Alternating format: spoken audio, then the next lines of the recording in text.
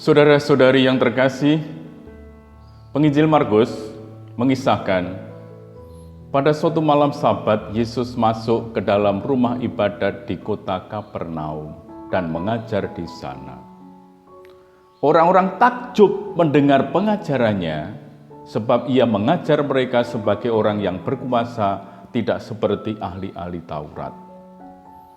Dalam rumah ibadat itu ada seorang yang kerasukan roh jahat.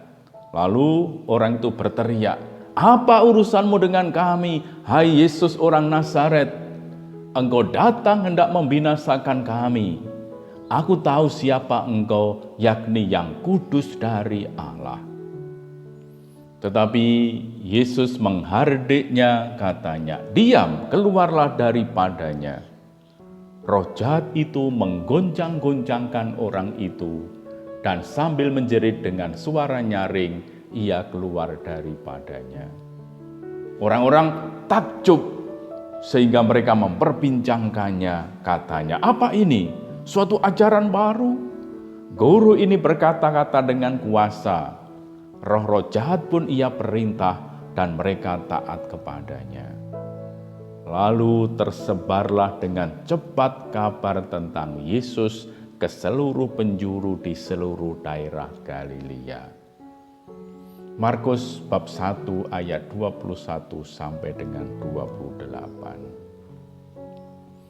Para saudara, dalam kisah ini suasana heboh sangat terasa. Mengapa? Ya kita lihat karena terjadi di ranah publik, ranah umum. Di situ Yesus menunjukkan kuasa, baik dalam mengajar maupun juga mengusir roh jahat. Kalau kita bandingkan dengan kisah penyembuhan ibu mertua Simon Petrus, suasananya lain sama sekali. Ada privasi dan sentuhan yang menjadi satu cara Yesus menyembuhkan ibu mertua Simon Petrus itu. Yesus memegang tangannya dan membangunkannya.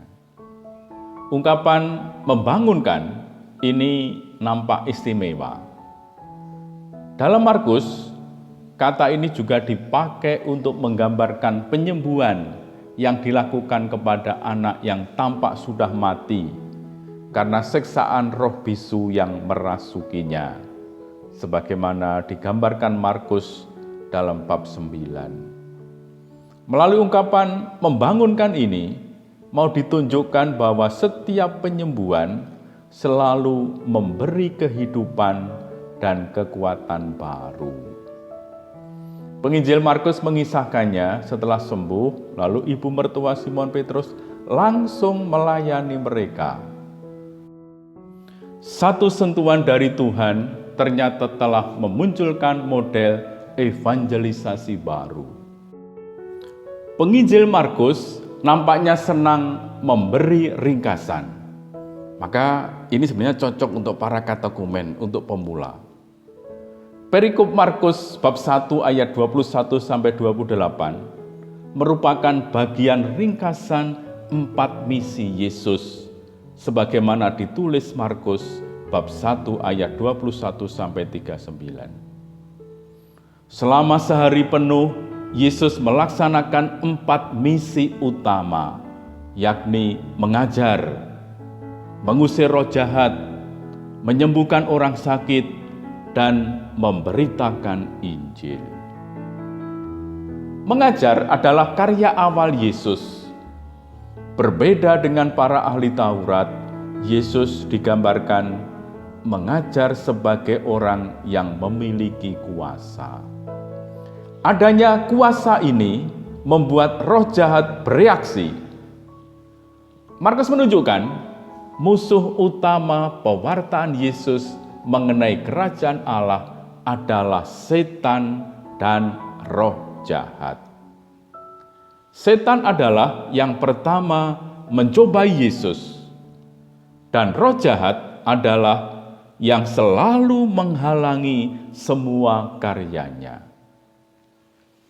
Melalui pengajaran, Yesus memperingatkan kekuasaan setan dan roh jahat akan selalu mengincar manusia. Maka dalam doa Bapa kami, kita diminta untuk selalu berseru, bebaskanlah kami dari si jahat.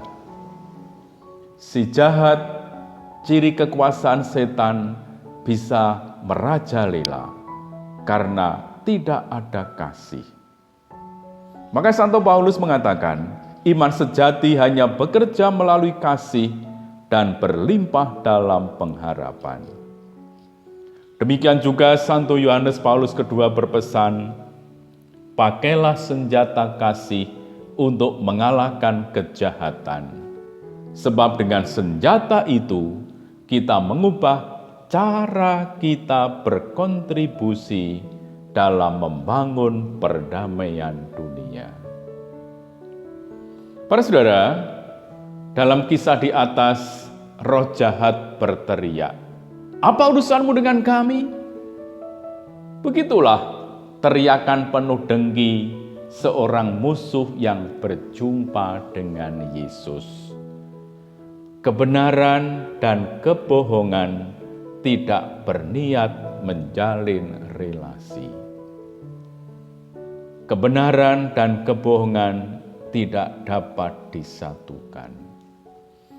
Padahal Allah berperang melawan setiap kejahatan, tetapi Ia tidak pernah membinasakan manusianya.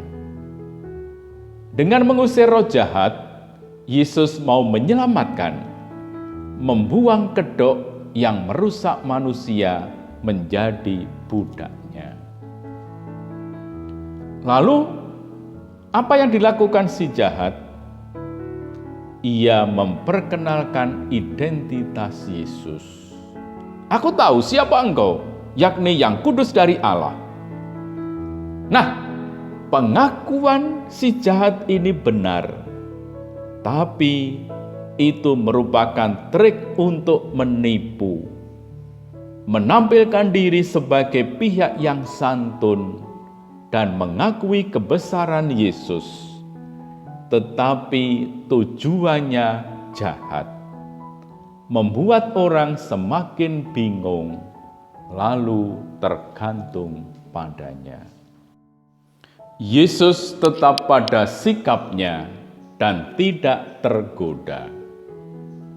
Roh jahat itu tidak berdaya dan melepaskan orang tersebut dari genggamannya. Orang-orang takjub karena Yesus berkata-kata dengan penuh kuasa dan wibawa. Yesus memang mengajar, tetapi pengajarannya tidak sama dengan apa yang diajarkan para ahli kitab Yahudi. Sebab para ahli mementingkan huruf, mementingkan hal-hal yang harafiah, yaitu apa yang tertulis, serta menjunjung tinggi berbagai opini, berbagai pendapat yang beredar sehubungan dengan apa yang tertulis itu. Yesus justru mementingkan kasih, baik kasih kepada Allah maupun kepada manusia. Tujuannya apa? Ya tentu untuk hidup manusia. Kasih adalah satu-satunya kuasa yang menghidupkan dan menyelamatkan. Karena apa saja yang diajarkan Yesus selalu berasal dari kasih yang paling murni, maka hasilnya kebebasan dan damai. Huruf selalu mengikat, malah bisa menjadi beban. Huruf sering tidak dapat dicerna oleh masyarakat biasa. Untuk merasakan dan mengalami kasih, manusia tidak perlu harus berotak cemerlang. Cukuplah kalau ia tinggal mendengar saja tanpa praduga buruk dan dengan hati bersih. Dengan beradorasi, kita masuk dalam keheningan, mendengarkan suara Yesus dengan hati yang bersih. Dan di sana kita sungguh akan semakin dipenuhi kasih, dipenuhi hidup Tuhan sendiri. Amin.